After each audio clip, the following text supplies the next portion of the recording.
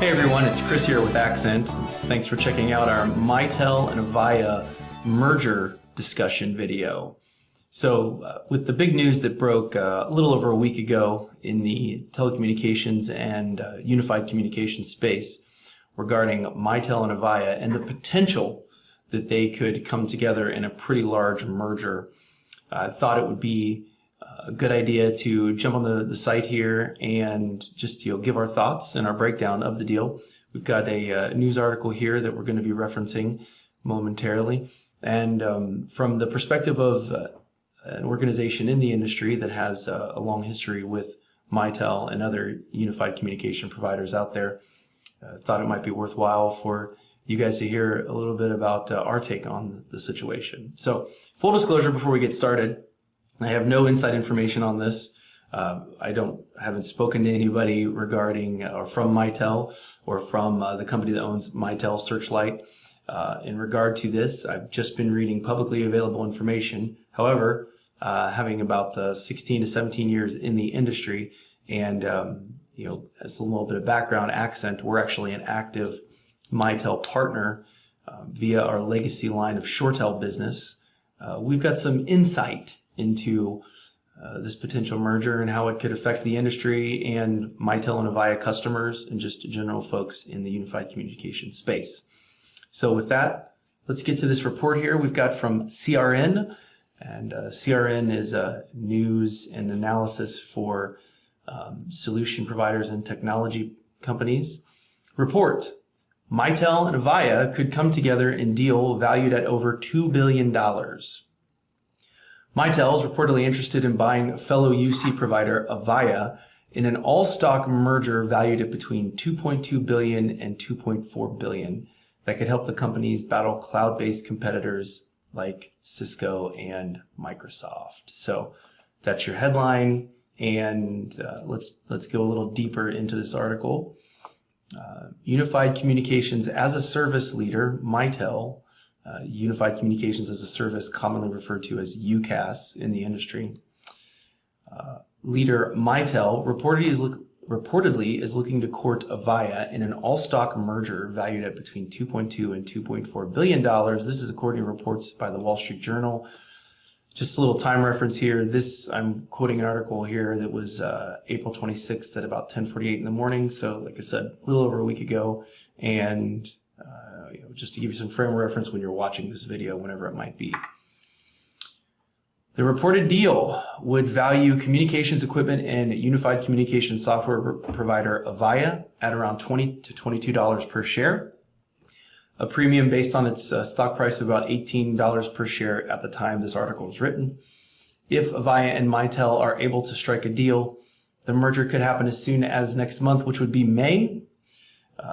The report said, citing the all-popular people familiar with the matter. However, Ottawa-based Mitel could face some stiff competition. Reports surfaced last month that Avaya was mulling a leveraged buyout offer from a private equity firm that valued the company at more than $5 billion, including its debt. So that's a pretty big valuation difference there between the $2.5 to $2.2 billion that Mitel is offering and a potential $5 billion valuation from a PE firm, an undisclosed PE firm. So, all right, let's stop here. What's going on? Mitel has been buying up legacy manufacturers in the UC space for a long, long time. Intertel years ago, Astra, that was more for their phones, their physical handsets. More recently, the most widely kind of publicized one was ShoreTel. Accent has been a ShoreTel partner since about 2004 or so, and the exact date escapes me. So we went through that merger. We lived through it as a ShoreTel partner.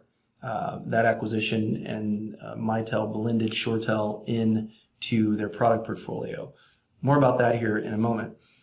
Why is Mitel doing this? Mitel strategically is looking to eat up market share and install base from existing unified communication and on-premise communication hardware and software providers. It's very clear that they're trying to do this. They're gobbling up this market share because when they buy a company that like an Avaya or a ShoreTel. Let's just look at ShoreTel. When they buy a ShoreTel, what do they get when they bought ShoreTel? They got a install hardware base, so thousands and thousands of customers' phone systems installed that were ShoreTel on-premise phone systems, hardware and software installed, with support contracts attached to them. And they got a cloud infrastructure customer base that ShoreTel had built out for the couple years leading up to before they were acquired. Mitel wants to take all the customers they can purchase on-premise, or excuse me, all the installed base they can acquire, and they want to move those customers, convert those customers to cloud. They want to convert the on-premise customers to a recurring cloud subscription over time.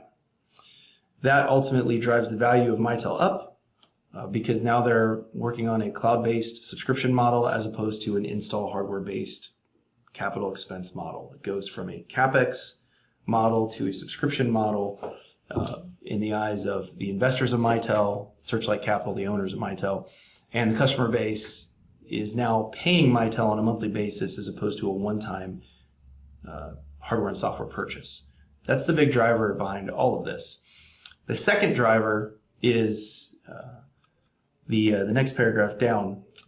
An Avaya Mitel tie-up could help the two companies compete against their larger UC competitors, including Cisco and Microsoft. Mitel typically plays well in the small to mid-sized customer base, while Avaya has a large install base of enterprise customers because of its legacy in the UC hardware arena. I can't argue with that.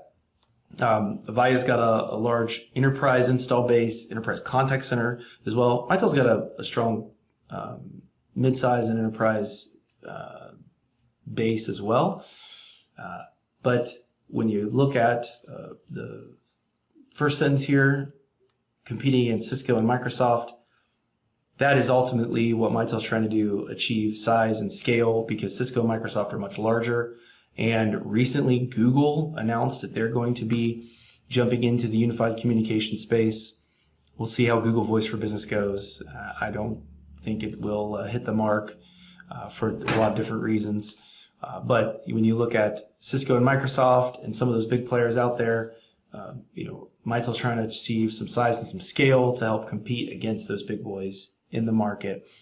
Avaya recently coming off of a Chapter 11 bankruptcy here and a debt restructuring. They've not been the belle of the ball that they once were in the unified communication space. I think that's got something to do with this as well. You don't see a lot of people looking toward Avaya for cloud communications, even though they do have a cloud communications offering. Mitel's been pushing that strongly after their acquisition of ShoreTel Cloud.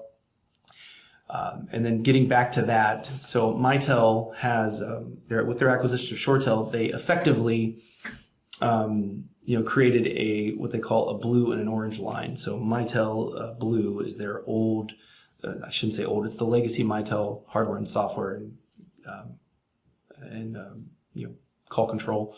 And then orange is the legacy ShoreTel, which is now Mitel Connect, and internally they call it Mitel Blue and Mitel Orange. It's just a designation that they have.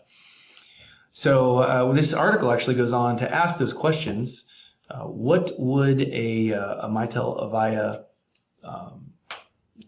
product blend and product mix look like? Would it be voice and presence? This gentleman that they're quoting asks.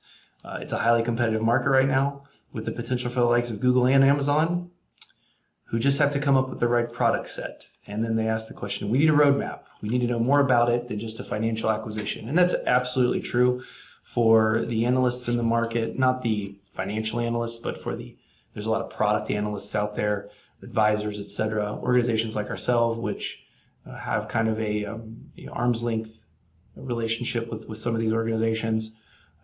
The question is, what's going to come of the product? Ultimately, I think if you're Mitel, you can't be too fractured. You got to support the product. If you take over Avaya, you've got to support the install base. That equals support contracts and support revenue for Mitel. That's not a bad thing. But ultimately, I would not see the Avaya product staying in its current iteration. Mitel would make some changes. They would probably end of life some stuff. That's going to be expected. they'll take what they can, and then they'll ultimately want to, this is my opinion, they're ultimately going to want to move people to cloud subscription, move them to the Mitel Connect Cloud or the Mitel Blue Cloud, the legacy Mitel Cloud product. The article just closes up here saying Mitel itself has been growing via acquisitions. The company in 2017 completed its acquisition of fellow UC provider ShoreTel for $530 million in a move that helped Mitel become one of the largest UCaaS providers in the world. Absolutely. Mitel's a big name in the industry. They have been for quite a while. They're a long ways away from Mike and Terry's Lawnmowers, which is which was the first iteration of the company. That's what Mitel actually stood for a long time ago. And in 2017, that merger with ShoreTel was big in the unified communications and UCaaS space. And it not only cleared one of Mitel's biggest competitors off the playing board, but it also gave Mitel a large boost in install base and ultimately cloud UCaaS subscribers, which it was looking for specifically. And this merger would clear Avaya off the table, and then it would leave ultimately Mitel in a position to compete against the large cloud providers out there. Microsoft, Google, Amazon, as this article references, RingCentral, 8x8, those providers of the world, etc. So that's our take on the Mitel Avaya merger. Ultimately, I think what happens is you get consolidation in all different types of markets, especially markets where there's large economies of scale. And, that's the case with the telecommunications industry. This is seen quite regularly on the cloud provider side and the network provider side. You got mergers like CenturyLink's acquisition of Level 3, and there's just merger after merger after merger on the provider side. And these are more and more becoming common as that line between the hardware and software provider and the service provider, as that merges or that blends, you get these acquisitions becoming more and more attractive for that subscriber scale. And that's ultimately one of the reasons that years ago Accent decided to launch our own cloud-based product with our Voice One Connect Cloud or Voice One Cloud infrastructure, and that ultimately gives us the ability to gave us the ability to move away from issues such as mergers and acquisitions with hardware providers. For anybody that doesn't know the story about Accent, we about 6 years ago built out and launched our own cloud product, which is the Voice One Cloud, because we had a legacy business of install customers and Mitel, ShoreTel, some other legacy hardware that we were supporting and still do actively support very successfully, but we wanted to craft our own way in the cloud space. So here you see our website, accentvoice.com. You can check us out if you'd like.